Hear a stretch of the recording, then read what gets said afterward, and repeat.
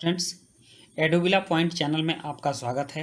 एक बार फिर से हम लोग छुट्टियों के बाद वर्कशीटों के साथ उपस्थित हुए हैं और आज की वर्कशीट है कक्षा 9 की वर्कशीट 46 और इस वर्कशीट में हम लोग हिंदी विषय मेरे बचपन के दिन भाग 1 को पढ़ेंगे। डेट है 19 अक्टूबर 2020। तो आपने अभी तक अगर हमारे चैनल को सब्सक्राइब नहीं किया है तो सबसे पहले सब्सक्राइब कर लें एंड देन चलिए अब वर्कशीट स्टार्ट करते हैं। यहाँ कहा जा रहा है कि गद्यांश को ध्यानपूर्वक पढ़कर पूछे गए प्रश्नों के उत्तर दें। तो चलिए शुरू करते हैं। इस गद्यांश में क्या है। नेक्स्ट है कि बचपन की स्मृतियों में एक विचित्र सा आकर्षण होता है। हम सभी अगर अपने अतीत में जाएं, अपने बचपन को देखें तो लगता है कितना अच्छा होता था। मुझे ना स्कूल जाना होता था, ना पढ़ने की चिंता होती थी, बस दिन रात खेलो खेलो। सारे लोग प्यार भी करते थे। कभी कभी लगता है जैसे सपने में सब देखा होगा। परिस्थितियां बहुत बदल जाती हैं।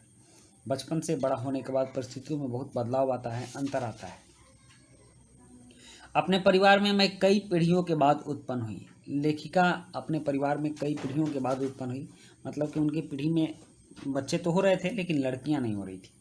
मेरे परिवार में प्रायः 200 वर्षों तक कोई लड़की थी ही नहीं।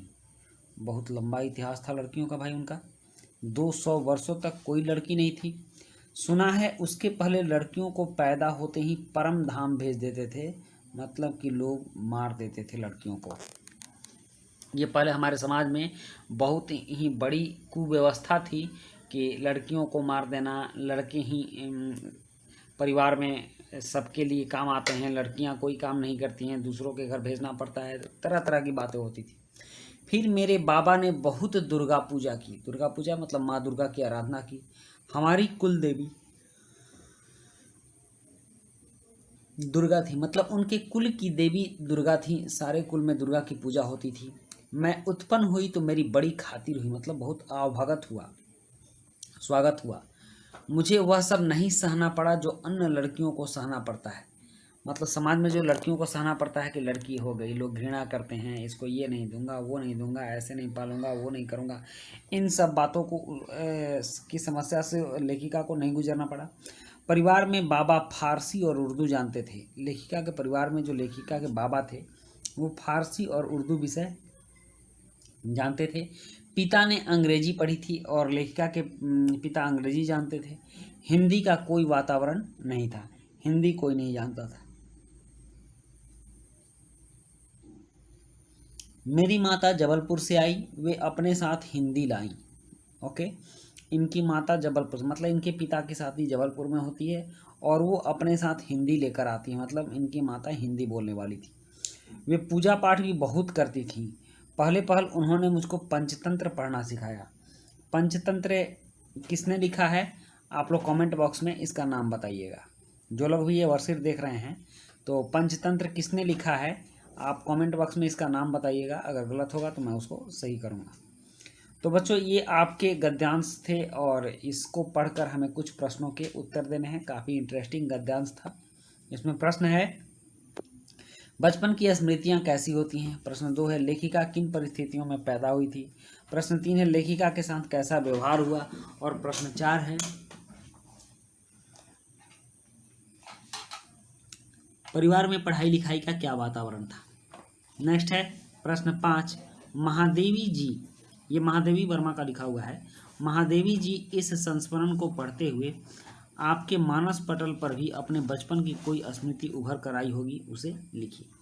तो चलिए इस प्रश्न के उत्तर हम लिखते हैं। पहला प्रश्न है बचपन की स्मृतियां कैसी होती हैं। तो इसका उत्तर है बचपन की स्मृतियां सपनों जैसी होती है। जैसे हम सपना देखते हैं और फिर सपना सुबह होते ही समाप्त हो जाता है, उसी तरह बचपन की स्मृतियां होती हैं। वो तो बीती हुई बातें हैं और काफ़ी खुशनुमा होती हैं। प्रश्न 2 है लेखिका किन परिस्थितियों में पैदा हुई थी। तो लेखिका की जो परिस्थिति है ये इसका उत्तर है। लेखिका अपने परिवार में कई पीढ़ियों के बाद उत्पन्न हुई थी। उसके परिवार में 200 वर्षों तक कोई लड़की नहीं थी। फिर बहुत पूजा करने के बाद लेखिका का जन्म हुआ। उसे काफ़ी लाड़ दुलार मिला, मतलब प्यार मिला। लेखिका के साथ कैसा व्यवहार हुआ। प्रश्न 3 है। तो इसका उत्तर है लेखिका जब पैदा हुई तो उसकी बड़ी खातिर हुई, उसे काफ़ी प्यार से पाला गया। और चौथा प्रश्न है प्रश्न 4, परिवार में पढ़ाई लिखाई का क्या वातावरण था?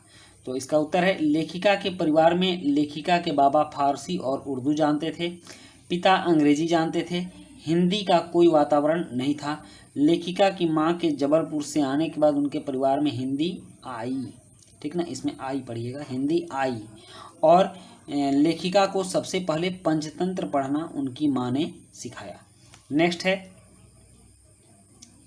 प्रश्न 5, महादेवी जी, यहाँ देवी होगा, महादेवी जी के इस संस्मरण को पढ़ते हुए आपके मानस पटल पर भी अपने बचपन की कोई स्मृति उभर कर आई होगी, उसे लिखिए। तो इसका उत्तर है इस संस्मरण को पढ़कर मुझे अपने बचपन के दिनों की बात याद आती है। आप अपने बचपन के दिनों की बात लिखिएगा। मैं अपने बचपन के दिनों की बात लिखा हूँ और एक छोटी सी बात मैंने आपको बता दिया है। जब मैं बच्चा था तो गन्ने के खेतों में जाकर गन्ने तोड़कर खूब चूसा करता था। कहीं किसी का रोक छेक नहीं था और भी बहुत सारे खेल थे जो मैं दिन भर खेला करता था। स्कूल जाने का कोई टेंशन ही नहीं था, ना होमवर्क करने का कोई दबाव होता था। तो बचपन के दिन काफ़ी अच्छे होते थे। तो बच्चों, ये थी आपकी वर्कशीट आपके बचपन के दिन को लेकर के। तो इसके साथ ही आपकी वर्कशीट कंप्लीट हुई। आपने पूरा वीडियो देखा, इसके लिए आपको धन्यवाद। लाइक ज़रूर कीजिएगा। मिलते हैं हम लोग नेक्स्ट वीडियो में।